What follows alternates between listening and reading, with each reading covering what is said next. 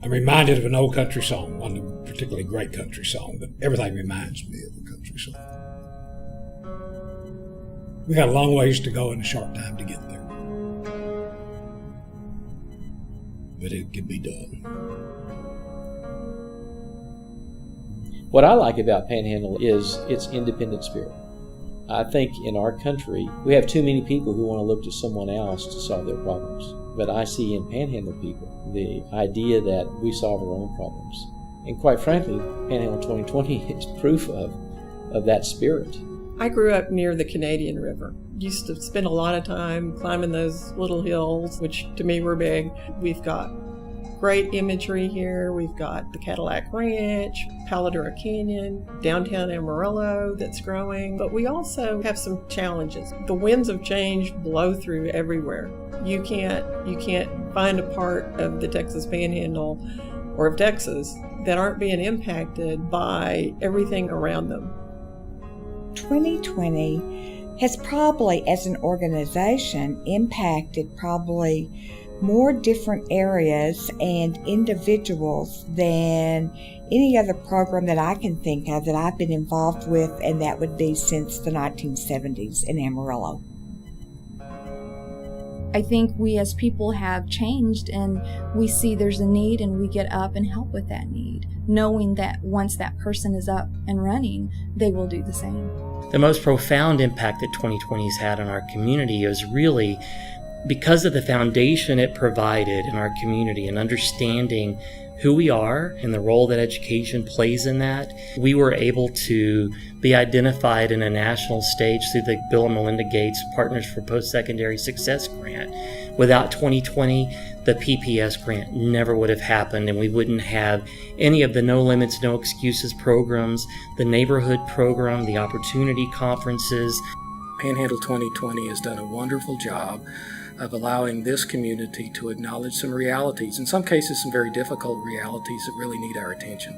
We have big disconnects in our community between socioeconomic groups. You know, it's not necessarily pleasant or something you want to put on a billboard outside of town, low educational attainment levels in the community ahead.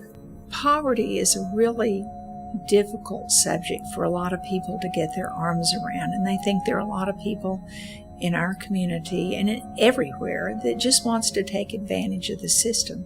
But the truth of the matter is, without the system that provides the support that they need, people can't get out of poverty. I think one of the things we have to do is be able to put aside a lot of our differences and come together.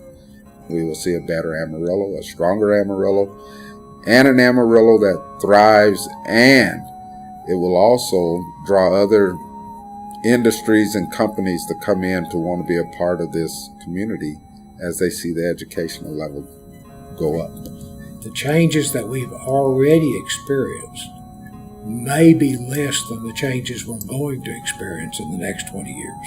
You can look after your own self-interest by dealing with these issues because it will impact you personally in a positive way. We need to be prepared to have a frank dialogue about what it's going to take us to overcome those challenges that are identified. I believe it is essential for Panhandle 2020 to continue to bring the community together, the disparate views, ideas, perspectives, and address these challenges as one united entity. We have seen some really stark changes on how we address the issues of poverty, educational attainment, work sustainability, etc. And, we're not done yet by no means, but we have actually laid the groundwork for moving forward. Planning for the future is really important for any community. I think out of all the communities that I deal with throughout the nation and in Texas, the Panhandle is very unique, that we have a culture of working together. But we still have issues. As a community and as a Panhandle, we've experienced a really devastating drought. But I think that drought was also representative of where we were as a community. We had a drought of energy, of ideas, of partnerships, of vision, of ambition. And 2020 and the use of data and the facilitation of conversation and the building of relationships across neighborhoods, across industries, across educational purposes has really created a whole new environment that I think we're moving towards. If we do not combine our resources and let the whole be greater than the sum of our parts, we can't meet 2040.